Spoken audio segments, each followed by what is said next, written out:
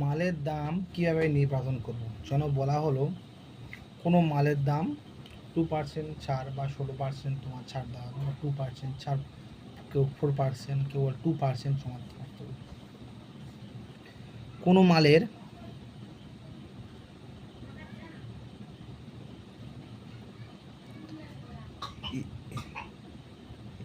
MRP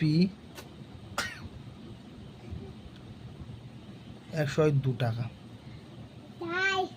তাহলে এটা কি দাম হবে? বা কোনো মালের MRP 10 টাকা, তাহলে এটা কীভাবে ছাড় দেওয়া হবে, কীভাবে দাম নির্ধারিত হবে, কত করে দাম পড়বে? ধরো এই মালের ছাড় হচ্ছে গিয়ে 10% বা 12% ছাড়, আর এই যে মালটা আছে এখানে 10 টাকার যে মালটা আছে এটা 5% ছাড়। তাহলে এই মালটার দামটা নির্ধারণ করে কীভাবে? এই মালটার দামটা নির্ধারণ করতে হলে 102 টাকা ইন্টু 0.05 যদি গুণ করা যায় তাহলে বেরিয়ে যাবে। কীরকমভাবে দেখা যায়? প্র্যাকটিক্যালে করা যাক। 0.2, 0.05, 5 দোকানে 10, 5 0 0, আর 5 থেকে 5।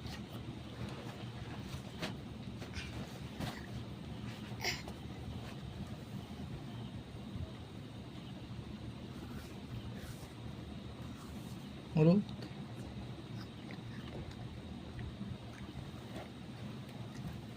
এবার যাক একটা দুটোর পর 1 2 পয়েন্ট, তাহলে কেন ছাড় হচ্ছে 5 টাকা, 10% ছাড় পাচ্ছে, তাহলে এর দাম হবে কত? 5 টাকা দিয়ে 10% ছাড় হলো 102 টাকা মাইনাস 5 টাকা 10% ছাড়, তাহলে এর দাম কত দাঁড়াচ্ছে? 0.945678910 602। এর কী হলো?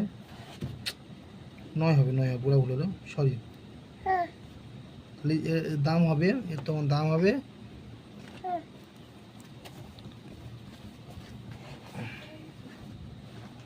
এর তখন দাম 96 টাকা। এটা এইটা আছে 10 টাকারটা আছে, তাহলে 10 টাকা 12% স্যার 10 এর অনুরূপভাবে ইন্টু করতে হবে 10 ইন্টু 12, তাই কম হবে 10 0.12 যদি হয় 2 0 0 2 একে 2 ইন্টু 2 1 0 0 1 একে 1, এটা কাছে 1 0 0 0 2 1 0, 1 2 রাখবেন 1 2, তাহলে 1 টাকা 20 পয়সার 1 টাকা 20 পয়সা ছাড় পাচ্ছে। তাহলে 10 টাকার ওপর যদি 10 টাকার ওপর 1 টাকা 20 পয়সা যদি ছাড় পায় 0 8 2 3 4 5 6 7 8 8, তাহলে এর দাম হচ্ছে 8 টাকা 80 পয়সা। তাহলে এর দাম আসছে কত? 8 টাকা 80 পয়সা। এটা কেনা পড়বে 8 টাকা 80 পয়সা কেনা, এবং বিক্রি দাম হচ্ছে 8 টাকা 80 পয়সা।